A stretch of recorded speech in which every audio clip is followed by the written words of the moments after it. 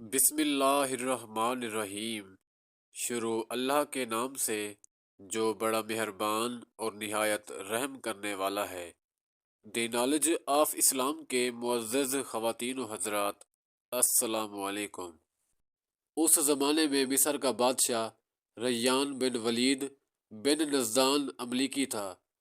اور اس نے اپنی عنان سلطنت کتفیر مصری کے ہاتھ میں دے رکھی تھی۔ تمام خزائن اسی کے تحت تصرف تھے، اسی کو عزیز مصر کہتے تھے،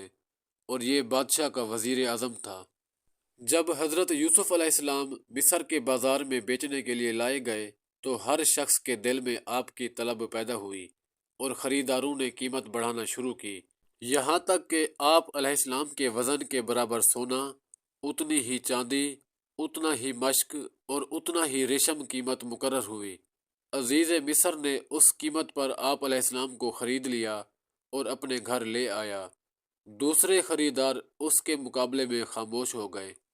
عزیز مصر حضرت یوسف علیہ السلام کو اپنے گھر لے آیا اور بیوی زلیخا سے کہا، یوسف علیہ السلام کو عزت سے رکھو،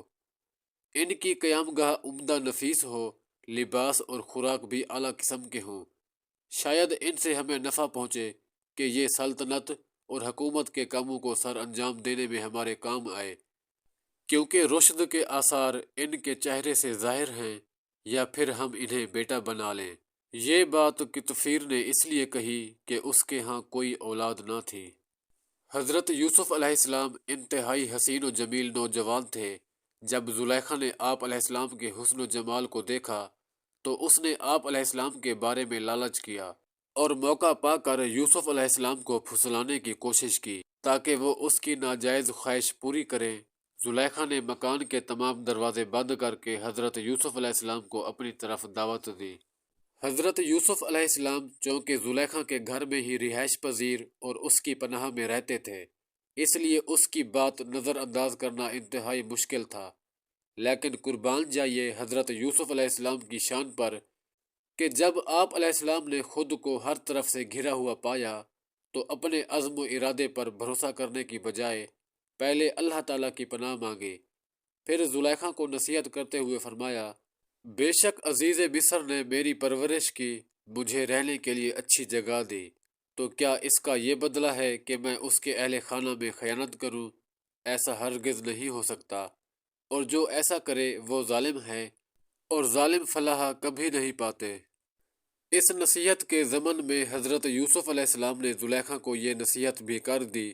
کہ جب میں عزیز مصر کی چند دن کی پرورش کا اتنا حق پہچانتا ہوں تو تجھے مجھ سے زیادہ حق پہچاننا چاہیے کہ تو اس کی بیوی ہے۔ حضرت یوسف علیہ السلام انتہائی پاک دامن تھے، اور آپ کی پاک دامنی رب تعالیٰ نے قرآن پاک میں بھی بیان فرمائی ہے۔ چنانچہ ارشاد فرمایا، اور بے شک عورت نے یوسف کا ارادہ کیا، اور اگر وہ اپنے رب کی دلیل نہ دیکھ لیتا تو وہ بھی عورت کا ارادہ کرتا،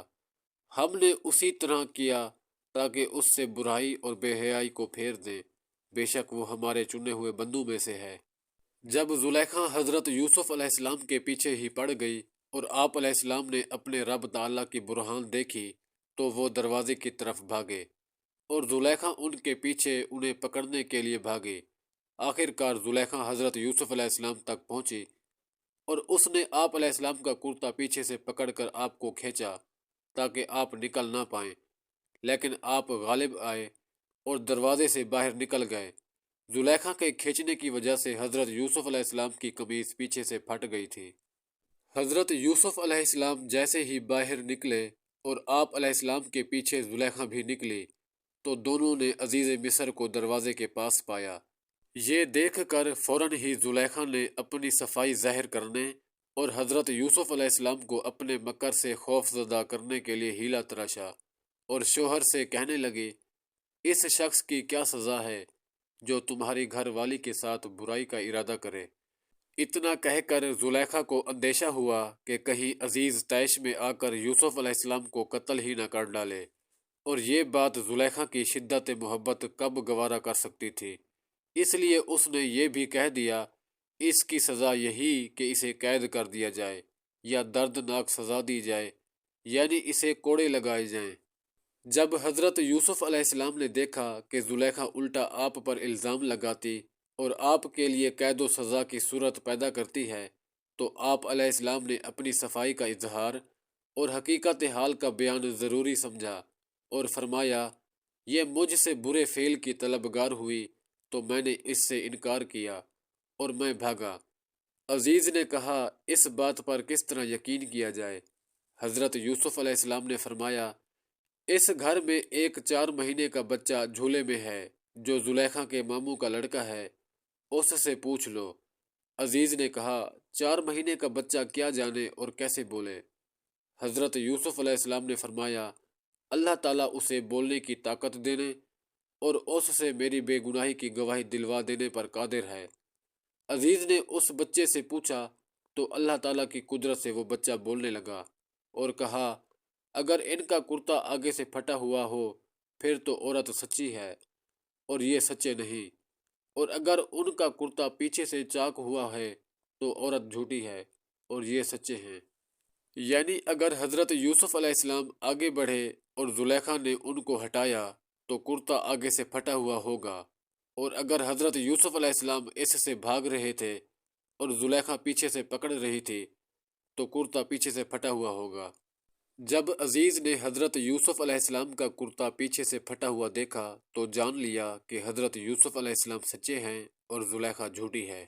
زلیخا کی خیانت اور یوسف علیہ السلام کی صفائی ثابت ہونے پر عزیز مصر نے آپ علیہ السلام کی طرف متوجہ ہو کر اس طرح معذرت کی، اے یوسف، تم اس بات سے درگزر کرو اور اس پر غمزدہ نہ ہو، تم یقیناً پاک دامن ہو۔ اس کلام سے عزیز کا یہ مقصد بھی تھا کہ اس کا کسی سے ذکر نہ کرنا تاکہ عوام میں یہ مشہور نہ ہو جائے۔ پھر عزیز مصر زلیخا کی طرف متوجہ ہو کر کہنے لگا، اے عورت، تو اللہ تعالیٰ سے اپنے اس گناہ کی معافی مانگ جو تو نے یوسف علیہ السلام پر تہمت لگائی، حالانکہ وہ اس سے بری ہیں۔ بے شک تو ہی خطا کار ہے کیونکہ تو نے اپنے شوہر کے ساتھ خیانت کا ارادہ کیا۔ عزیز مصر نے اگرچہ اس واقعے کو بہت دبایا لیکن یہ خبر چھپ نہ سکی اور اس کا چرچا ہو ہی گیا، اور عورتوں نے شہر میں چرچا کیا کہ عزیز کی عورت اپنے غلام کو چاہتی ہے، بے شک اس کی محبت میں فریفتہ ہو گئی ہے، ہم تو اسے صریح غلطی پر دیکھتے ہیں۔ پھر جب عزیز کی بیوی نے ان کی ملامت سنی تو انہیں بلا بھیجا اور ان کے واسطے ایک مجلس تیار کی اور ان میں سے ہر ایک کے ہاتھ میں ایک چھری دی اور یوسف علیہ السلام سے کہا کہ ان کے سامنے نکل آ۔ پھر جب انہوں نے اسے دیکھا تو حیرت میں رہ گئی اور اپنے ہاتھ کاٹ لیے اور کہا، اللہ پاک ہے، یہ انسان تو نہیں ہے، یہ تو کوئی بزرگ فرشتہ ہے۔ عورتوں کا حال دیکھ کر زلیخا نے ان سے کہا، یہ ہیں وہ جن کے بارے میں تم مجھے طعنہ دیتی تھی، اب تم نے دیکھ لیا اور تمہیں معلوم ہو گیا کہ میری شدت محبت کس وجہ سے تھی۔ میں نے یقیناً ان کا دل لبھانا چاہا لیکن انہوں نے خود کو بچا لیا اور کسی طرح میری طرف مائل نہ ہوئے۔ اس پر مصری عورتوں نے حضرت یوسف علیہ السلام سے کہا، آپ زلیخا کا کہنا مان لیں۔ ان کی بات سن کر زلیخا بولی، بے شک اگر یہ وہ کام نہ کریں گے جو میں ان سے کہتی ہوں تو انہیں ضرور قید میں ڈال دیا جائے گا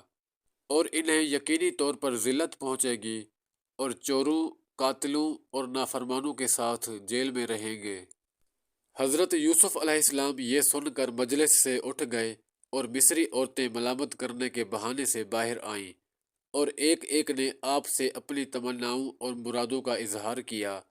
حضرت یوسف علیہ السلام کو ان کی گفتگو بہت ناگوار ہوئی تو بارگاہ الہی میں عرض کی،